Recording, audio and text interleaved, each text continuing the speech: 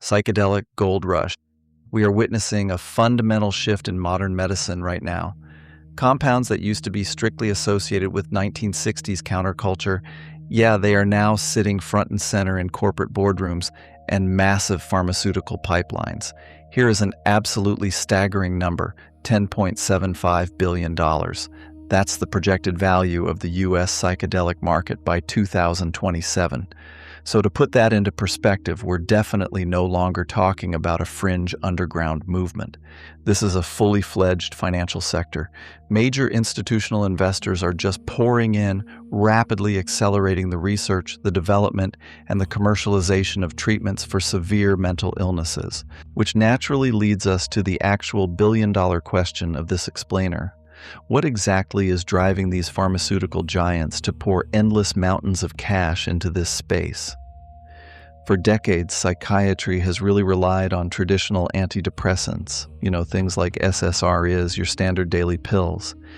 But with a massive global population suffering from treatment-resistant depression and anxiety, the industry is literally desperate for genuine paradigm-shifting breakthroughs. They need a game changer. And that brings us to when Big Pharma enters the chat. To really understand the scale of this gold rush, we just have to follow the money. Look at the sheer volume of capital moving into the space right now. I mean, household pharmaceutical names are snapping up nimble biotechs at massive premium valuations. Just look at Eli Lilly. They recently agreed to acquire Atai Beckley in a deal reaching up to $3.8 billion. And right below that, you've got AbbVie securing Gilgamesh for up to $1.2 billion, while Otsuka bought Transcend for a cool $700 million. We are witnessing unprecedented market consolidation here. But what's really interesting here is that these giants, they aren't just buying abstract ideas, right? They're buying very specific, highly engineered compounds that target severe mental health disorders. For instance, Eli Lilly is actually acquiring an intranasal formulation of 5-MeO-DMT.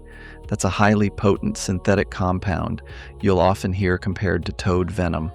AbbVie, on the other hand, is securing a novel, short-acting serotonin receptor agonist, which is essentially just a highly targeted trigger for the brain's serotonin system. So they are acquiring precision tools, not just broad, vague concepts. And the motivation behind all this, it becomes crystal clear when you look at Johnson & Johnson. Their ketamine-based depression treatment, Spravato, pulled in nearly $1.1 billion in just the first half of the year alone. Big Pharma sees that proof of concept, and they want in. They recognize that a novel, fast-acting mental health therapeutic isn't just a great medical breakthrough. It's a bona fide billion-dollar blockbuster drug. So what are these companies actually buying into? Basically, they're trying to solve a massive logistical nightmare. Think about it.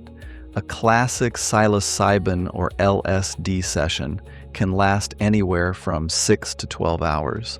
And that requires intense all-day clinical supervision. Commercially, that just doesn't scale.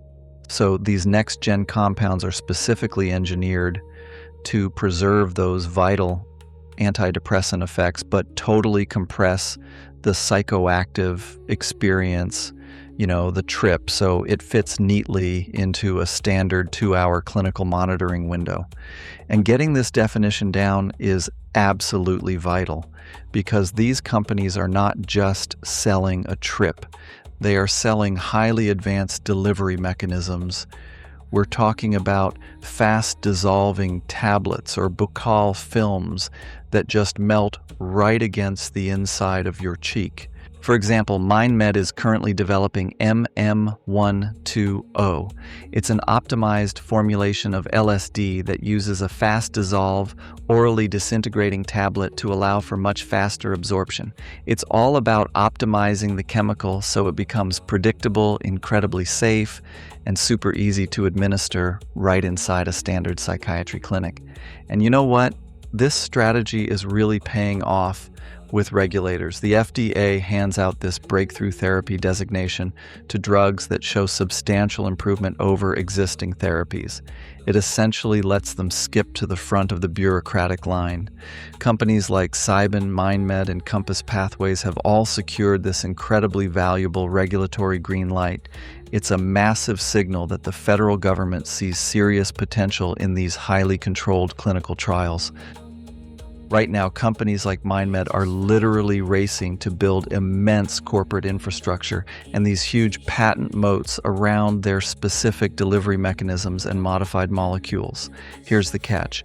Natural compounds like classic psilocybin mushrooms generally cannot be patented, so these biotechs are actually tweaking the molecules. They're creating what are called deuterated analogs. That basically just means they're swapping out specific hydrogen atoms to create a brand new, completely patentable version of an old drug. That way, they can lock down exclusive rights well into the 2040s. Of course, a corporate strategy like that requires massive stockpiles of capital. If you look at a recent SEC filing, it reveals that MindMed alone is holding on to nearly $210 million in cash and short-term investments. They are bracing themselves for a very long, very expensive road through phase 3 trials. They know the ultimate payoff requires tremendous upfront capital just to keep the lights on and the studies running smoothly all the way to 2028. Just to highlight the real pick-and-shovel nature of this gold rush, Cybin alone boasts over 70 granted patents and over 220 pending. Guys, that is 290 patents for a single company in this space alone.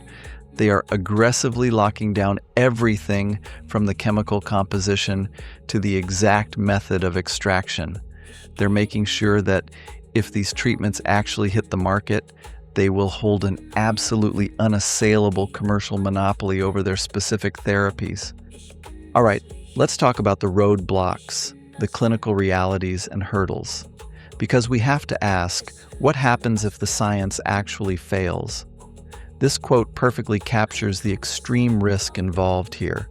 Big Pharma is paying literal billions for companies that currently make absolutely $0 in revenue. Zip. Every single valuation we've talked about today is entirely dependent on future success. If the FDA says no, or if a late-stage clinical trial just fails to meet its primary endpoints, poof, those billion-dollar valuations can vanish completely overnight.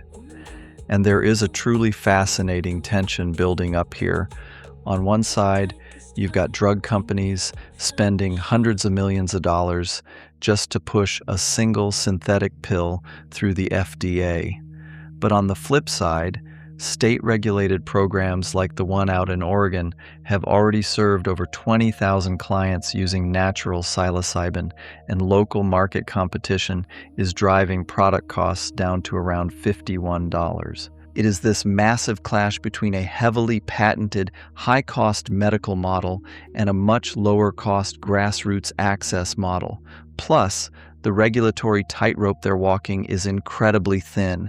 Just recently, Lykos Therapeutics faced a massive setback when the FDA outright rejected their application for MDMA, assisted therapy for PTSD. That alone proves that approval in this controversial sector is absolutely never guaranteed.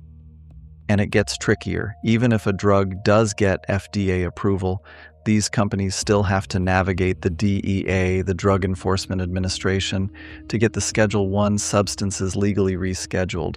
So as we wrap up this explainer, I want to leave you with this thought to chew on. Will this unprecedented financial gold rush ultimately revolutionize mental health care as we know it, or will it inevitably just crash into the strict, unforgiving realities of medical regulation? Look, the science is incredibly promising, and the capital is undeniably there, but bridging that gap between clinical potential and commercial reality, that's going to be the ultimate test. Thanks so much for watching this explainer, and keep questioning how the future of medicine is being shaped today. Thank you for watching. Remember, you are worth the time it takes to slow down, listen within, and care for yourself. If you found this helpful, please subscribe for more mindful insights. Until next time, take gentle care of yourself.